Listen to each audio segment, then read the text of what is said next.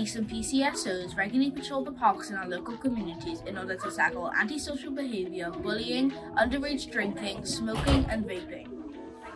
Yeah, look, it's very important that parks and other recreational areas are safe and sound for everyone to use. Police officers and police community support officers, who are all part of our neighbourhood policing teams, will visit those places, not to make a problem for young people or in any way to harass them, but to make sure that things like underage drinking, vandalism is not happening, because that just damages the parks and those spaces and spoils it for everyone. So certainly those areas are patrolled. What is being done to tackle speeding in 30 miles per hour zones? Will the speed limit be reduced to 20 miles per hour? And if so, when? We think 20 is plenty. Yeah, you're quite right. The 20 miles per hour speed limits are being brought in by the Welsh Government, and the intention is that it will be from this autumn, either September or October. And the whole reason for the 20 miles per hour speed limit is really about safety for the person and protecting the environment. There are statistics that show that if someone is hit by a car travelling at 20 miles per hour, they are 6 times less likely to be seriously injured or even killed if they're hit at 30 miles per hour.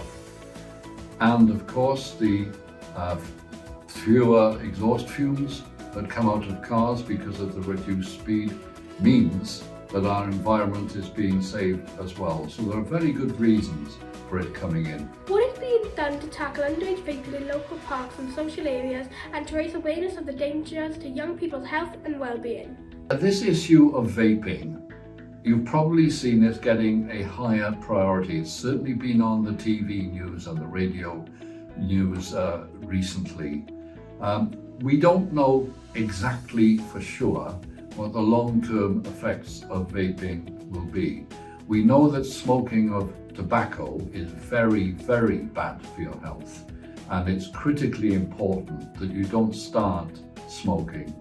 And not only will you save a lot of money going forward, but also you'll help to protect your health and therefore help to save money for the National Health Service. Now, while it's the job of policing to enforce the law, and that means that policing will deal with retailers, for example, who sell wrongly cigarettes and vapes to young people who are underage, we've got to work very closely with other partners, such as the local authority who will license those retailers to sell cigarettes and vapes to people over the age of 18.